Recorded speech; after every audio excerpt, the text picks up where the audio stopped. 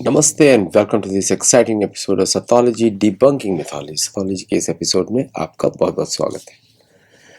America में बहुत बड़े बड़े बेसेस जो है अमेरिका के यूरोप में है, करीब 57 से ज़्यादा है। हमारे थंबनेल में उसकी पिक्चर लगी हुई है, आप लोग देखना चाहें तो देख सकते हैं वहाँ पे। और ये सब जो बेसेस हैं ये इतने ज़्यादा फैले हुए हैं पूरे अमेरिका में कि यूरोप में, कि किसी भी तरीके से जो है यूरोपियन यूनियन इंडिपेंडेंटली काम ही नहीं कर सकता। आपको मालूम होगा जब मॉनरो डॉक्ट्रिन बनाई गई थी वो इसलिए बनाई गई थी कि यूरोपियन कंट्रीज जो है कभी भी अमेरिका में उनकी सरकारें न बदल सकें। ये मॉनरो डॉक्ट्रिन थी। अमेरिकन गवर्नमेंट ने डिक्लेयर किया था 1812 में कि जो फिफ्थ जो John Monroe was the fifth president, उन्होंने डिक्लेयर किया था कि यूरोपियन कंट्रीज अमेरिका के इन्फ्लुएंस में दखलंदाजी नहीं करेंगी। यूरोप की जो उस समय 13 कॉलोनीज थी अमेरिका की, 13 कॉलोनीज जो थी उसमें कोई भी चर्च वहां पे नहीं इंटरफेयर करेगा। तो अमेरिका के लीडर्स ने उन 13 कॉलोनीज में 13 चर्च बना दिए, जो डिस्ट्रीब्यूट कर दिए 13 चर्चेस के बीच में। अब जब मॉनरो डॉक्ट्रिन जो थी फिर उसको एक्सपेंड किया गया कि उनको मालूम था कि मैक्सिको में जो स्पेनिश गवर्नमेंट थी उस समय, या ब्राजील में पोर्चुगीज गवर्नमेंट थी, वो लोग भी इन्फ्लुएंस कर सकते हैं। तो जॉन मॉनरो ने उसको साउथ के लिए भी एक्सटेंड कर दिया, यूरोप के लिए भी एक्सटेंड किया, साउथ के लिए भी एक्सटेंड किया। उस समय कनाडा नहीं बना था, कनाडा की प्लानिंग चल रही थी। वो यूएस मोनार्क ने, यूके के मोनार्क ने उसको अपने पास, किंग जेम्स ने उसको अपने पास रखा था ताकि वहां पे कोई अमेरिकन या कोई यूरोपियन ना घुसने पाए। वहां पर भी फ्रेंच कॉलोनी थी, लुइसियाना की कॉलोनी को एक्सटेंड करता था, जहाँ पे आजकल क्यूबेक है, वहां से एक्सटेंड करता था। तो कनाता नाम का जो गांव था उसके नाम पे कनाडा का नाम रखा गया। तो ये जो मॉनरो डॉक्ट्रिन थी ये पूरे नॉर्थ अमेरिका के लिए रखी थी अमेरिकन प्रेसिडेंट ने, और जहां भी उसका उल्लंघन होता था, उस समय अमेरिका सिविल वॉर में भी चलना शुरू नहीं हुआ था, उस समय सिविल वॉर उसके बाद शुरू हुआ, कि वो जहां भी जाता था उनको लगता था कि यूरोपियन चर्चेस इंटरफेयर करें उनकी गवर्नमेंट में तो उसको खत्म कर देंगे। क्योंकि जो पहली जो यूएस की गवर्नमेंट्स थी वो रिलीजियसली न्यूट्रल थी, क्योंकि उनको वो चर्च से ही भागे हुए थे। उनको मालूम था चर्च किस तरह काम करता है और चर्च उनको काम करने नहीं देगा अगर वो इस तरह का प्रोटेक्शन नहीं करेंगे। तो उन्होंने चर्चेस को मुंह को बंद करने के लिए फर्स्ट 13 कंट्रीज को चर्चेस को दे दिया। फर्स्ट 13 जो उनकी कॉलोनीज थी उनको चर्चेस को दे दिया। कहीं भी इसमें नेटिव अमेरिकन इन्वॉल्व नहीं है, क्योंकि नेटिव अमेरिकन उनके सबके कॉमन एनिमी है। वो चाहते थे जब तक ये लोग जिंदा रहेंगे तब तक वो इस देश पर राज नहीं कर सकते, तो उनको कंट्रोल करते थे थ्रू मिलिट्री, थ्रू ट्रीटी, जो भी करना था करते थे। किसी को मालूम था वो ट्रीटी फॉलो करने वाले नहीं है, लेकिन फिर भी यूरोपियंस जो है देवर केप्ट इन यूरोप। अब ये जो फिर उसके बाद जो डॉक्ट्रिन हुआ, जैसे अमेरिका ने 1846 में मैक्सिको की लैंड ली, उसके पहले लुइसियाना का फ्रेंच से परचेज, ये सब खरीदा है इन लोगों ने अपने पैसे दे के और मिलिट्री रख के कि आप खरीदो, नहीं तो मिलिट्री यूज करेंगे, खरीदने दो या मिलिट्री यूज करेंगे, आपको पैसा देते हैं आप खरीदो। तो इमेजिनरी करेंसी रख रख के इन्होंने उसको बड़ा किया थ्रू मिलिट्री इन्वॉल्वमेंट। तो शुरू से अमेरिका का स्ट्रेटेजी रहा है कि मिलिट्री के थ्रू फोर्स करो और फिर फाइनेंस के थ्रू डील करो। ये उसका पहले से स्ट्रेटेजी रहा है। कुछ नहीं होता है तो हम लड़ेंगे, आप लड़ना चाहते हो तो लड़ो मेरे से, अगर जीत गए तो आपका, नहीं तो मेरा। ये उसका पॉलिसी रहा है। वर्ल्ड वॉर 1 जो हुआ था वो यूरोपियंस के बीच में हुआ था। वो बहुत ही अच्छा, तब तक अमेरिका पूरी तरीके से बना भी नहीं था, 1912 तक स्टेबल हो रहा था। तो वहां पे अमेरिकन से मदद करी ताकि चर्चेस के इन्वॉल्वमेंट खत्म हो और अमेरिकन ट्रूप्स यूरोप के अंदर पहुंच जाए, ताकि यूरोप के लोग वापस गड़बड़ी ना पहुंचाए। ओके। वर्ल्ड वॉर 2 में अमेरिका को इन्वॉल्व किया गया, जबकि इन्वॉल्व नहीं होना चाहता था, थ्रू पर्ल हार्बर अटैक। वो फॉल्स फ्लैग ऑपरेशन था ब्रिटिश इंटेलिजेंस का, जैसे ब्रिटिश इंटेलिजेंस करता रहता है, जर्मनी की पाइपलाइन तोड़ दी, इसका ये कर दिया। तो वो उनका एक इनिशिएटिव था। उसके थ्रू उन्होंने क्या किया, यूनाइटेड नेशंस बनाया और फिर यूरोप में परमानेंटली अपने ट्रूप्स डाल दिए excess of power, excess of evil को कंट्रोल करने के लिए। और तब से आप देख रहे हैं मिलिट्री बेसिस बनते रह रहे हैं। आप इसको एक्सटेंशन ऑफ मोनो डॉक्ट्रिन ही करिए, क्योंकि अमेरिकन एडमिनिस्ट्रेशन को सबसे बड़ा खतरा किससे था, यूरोप से था, क्योंकि यूरोपियन लोगों ने ही बसाया था और यूरोपियन लोग ही वहाँ पे ज़्यादा चर्चेस के थ्रू उनका इन्फ्लुएंस था। अगर उस लैंड को जाके कंट्रोल कर लेंगे तो सब कुछ कंट्रोल हो जाएगा। और यहाँ पे सबसे बड़ा हाथ था वेटिकन का, क्योंकि वेटिकन की बहुत सारी ज़मीनें इन्होंने छीन ली थी। सारे इंडिपेंडेंस मूवमेंट्स को अमेरिकन ने फंड किया था, including they supported the independence of India against UK, क्योंकि यूके से उनकी दुश्मनी थी शुरू से। लेकिन बाद में यूरोपियन पावर्स जो है, उनका वर्ल्ड वॉर 2 हुआ, उसके बाद उनकी वीकनेस शुरू हुई, यूके भी वीक हो गया, तो उनको परफेक्ट अपॉर्चुनिटी मिला कि रिप्लेस द यूके। तो अब यूके के कोई भी प्लान्स इसके ऊपर नहीं रहेंगे, क्योंकि उनको मालूम था कि यूके जो है चर्चेस के थ्रू सरकारें बदल सकता है, वेटिकन भी चर्चेस के थ्रू सरकारें बदल सकता है। तो उन्होंने एक पॉलिसी लाई सेक्युलरिज्म की, जहाँ पे church is independent of the state और state is independent of the church. तो चर्च का कोई रोल ही नहीं है गवर्नमेंट में, आपको जो रिलीजन फॉलो करना है करो आप, लेकिन गवर्नमेंट पॉलिसीज नहीं बना सकते। So different class of politicians came, जो इसका चर्च से कोई संबंध ही नहीं था। लेकिन बाद में चर्चेज ने अपना इन्फ्लुएंस दिखाया, because they control the people on the basis of faith, और उन्होंने सरकारों पे कंट्रोल करना शुरू कर दिया वेस्टर्न कंट्रीज में। ये एक संक्षिप्त रूप में मैंने आपको बताया क्या ओवरऑल हुआ। अब आप जाके समझेंगे कि इतने मिलिट्री बेसिस क्यों है अमेरिका यूरोप में। वो इसीलिए है कि यूरोप को, कि अगर कोई, उन्होंने अमेरिका ने शुरू से ही यूरोप को कमज़ोर रखा है, फोर्स कर करके यूरोप की डिफेंस कैपेसिटी नहीं बनने दी। फिर कोल्ड वॉर वाला जो उसको बोलते हैं फॉल्स फ्लैग ऑपरेशन शुरू किया गया, कि रशिया और अमेरिका की लड़ाई है और इसमें यूएसएसआर को हमको ब्रेक करना है।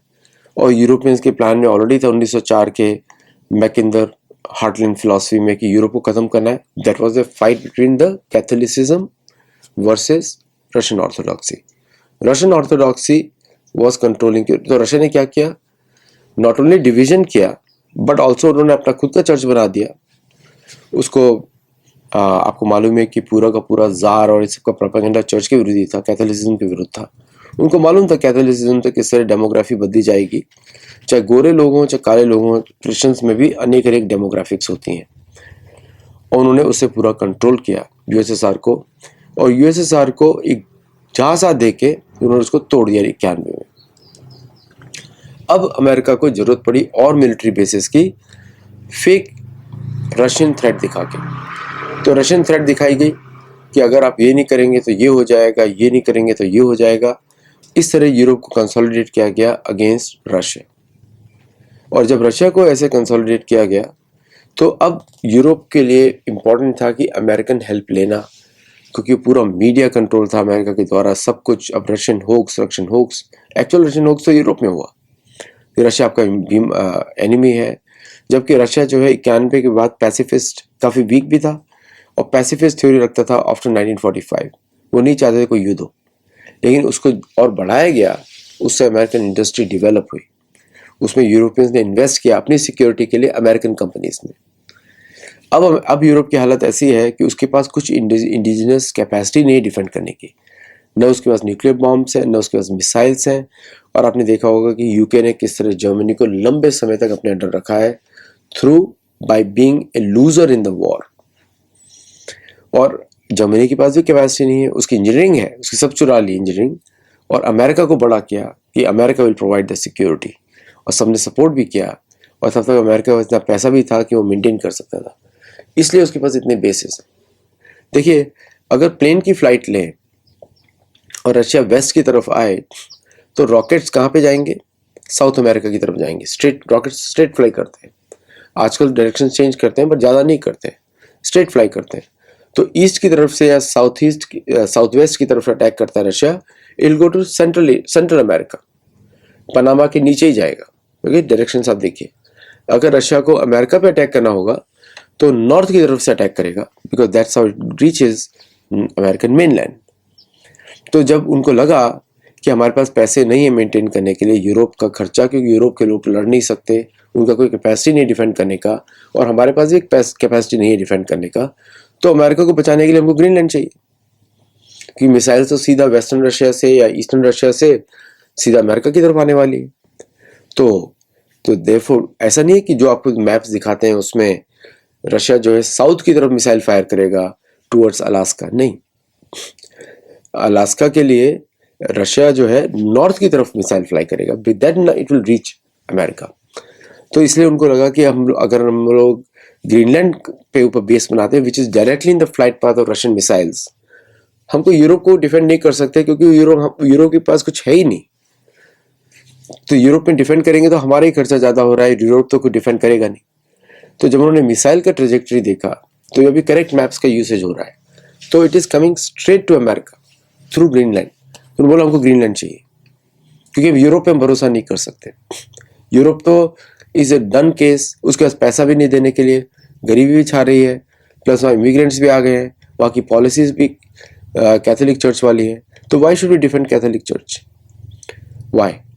कैथोलिक चर्च तो इन्वाइट कर रहा है इमिग्रेंट्स को, और कैथोलिक चर्च अटैक भी कर रहा है अमेरिका को भी बाय थ्रू लिबरलिज्म, वोकिज्म।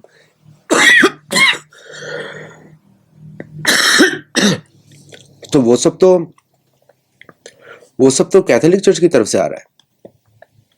सारा जो लिबरलिज्म मूवमेंट है, कम्युनिज्म, सोशलिज्म, ये तो कैथोलिक चर्च की तरफ से आ रहा है। तो उन्होंने डिसाइड किया कि हमको इसको सपोर्ट नहीं कर सकते, हमको अपना जगह बचानी है। हम यूके को भी नहीं बचा सकते क्योंकि यूके ऑलरेडी उसकी लिबरल पॉलिसीज की वजह से उनके हाथ से निकल गया है। तो जेडी वांस का स्टेटमेंट आया कि यूक्रेन और फ्रांस को अपनी रक्षा खुद करनी चाहिए और हमको डर है कि वो न्यूक्लियर वेपन्स किसी और के हाथ में ना पड़ जाए। This is a new security architecture. तो उन्होंने बोला हमको ग्रीनलैंड दे दो, हम अपनी रक्षा कर लेंगे। कनाडा को के ऊपर हम बेसिस बना लेंगे ताकि वो मिसाइल ट्रेजेक्टरी को हम अल्बर्टा से चेक करें, क्योंकि उनको वही डर है अल्बर्टा की तरफ से रशियन अटैक्स हो सकते हैं। तो अगर ग्रीनलैंड बीच में होगा we can tackle all those things in the middle. तो उन्हें रशिया से अब अमेरिका को डायरेक्ट खतरा है, यूरोप से खतरा नहीं है। यूरोप से तो यूरोप को रशिया जब मर्जी आए डिफीट कर देगा, क्योंकि वो लड़ते हैं और ये लोग लड़ नहीं सकते, इन लोगों को होता है। तो अब Europe is on its own. अब बारी ये आएगी, जैसे ग्रीनलैंड एक्वायर करता है अमेरिका, वो अपने बेसिस खत्म करना शुरू कर देगा यूरोप से, और यूरोपियंस को बोलेगा कि आप अपनी खर्चा खुद निकालिए। और जब ये खर्चा की बात आएगी तो यूरोपियंस अपने आप ही कोलैप्स कर जाएंगे, they will not be able to spend money. So now the geopolitics has totally change. अब असली ज्योग्राफी पर ही बात हो रही है। कुछ मैप्स हैं मेरे वीडियोस में आएंगे तो आप देख सकते हैं उनको, जो मैं बात कर रहा हूँ, and you will understand what I am saying. तो अब जो है, अब यूरोपियन यूनियन के पास कोई चारा ही नहीं है। वो इंडिया से फ्री ट्रेड डील कर रहा है, उसको अपनी इकॉनमी चलानी है। फिर वो चाइना के साथ भी कर चुका है, उसको भी अपनी इकॉनमी चलानी है।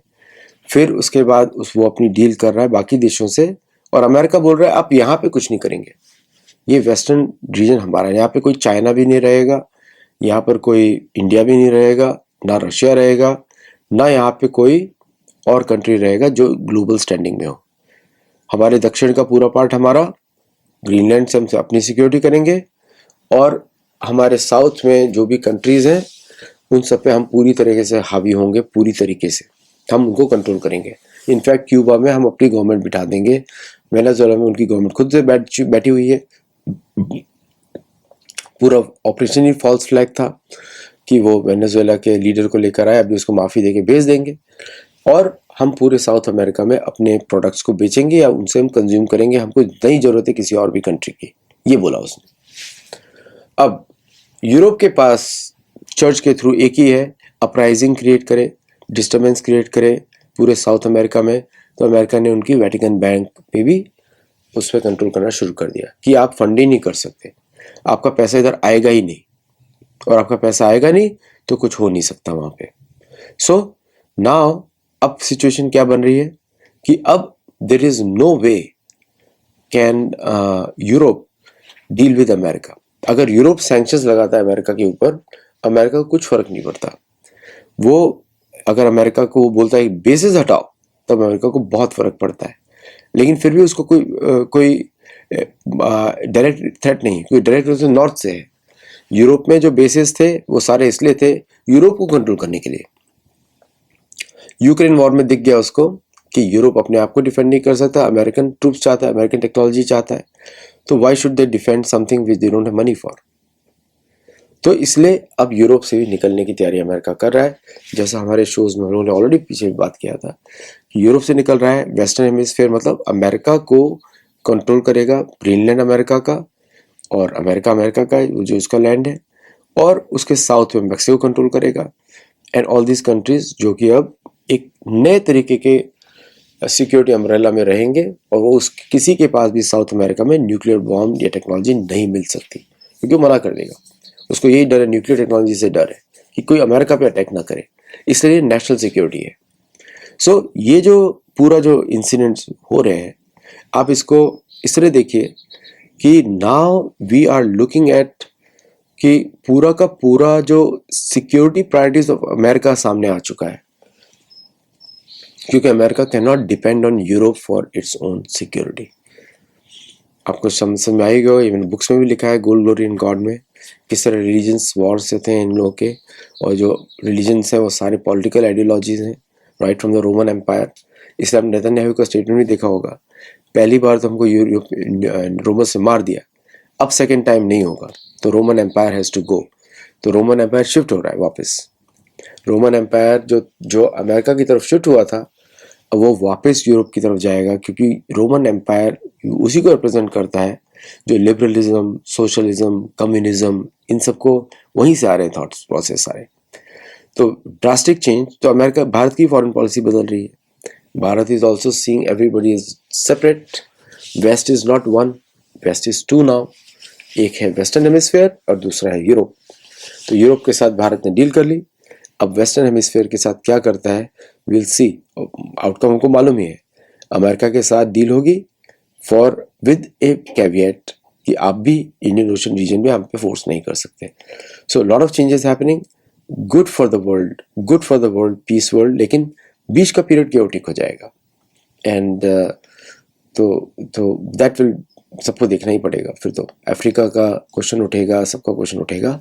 जो अगली लड़ाई शुरू होगी ये सब कंसोलिडेट होने के बाद, वो होगी अफ्रीका के ऊपर। क्या यूरोप कंट्रोल करेगा, जो यूरोप के पास में, या अमेरिका कंट्रोल करेगा? अगर अमेरिका कंट्रोल करेगा तो उसको बेसिस फिर चाहिए होंगे यूरोप में, तो इसलिए will see where all the basis go, और America sets up separate in Africa itself. अगर वो हो गया तो डिवीजन इज कंप्लीट, तब वर्ल्ड वॉर 3 की तैयारी लोग बात कर सकते हैं। अभी तक के लिए इतना ही। थैंक यू वेरी मच, नमस्ते। Do become our member to see members only videos, do become जो ज्वाइन अ गुरुकुल, तो ताकि धर्म की दृष्टि से आप दुनिया को देखें। आज के लिए इतना ही, नमस्ते, जय Jagannath, and I will see you in the next show.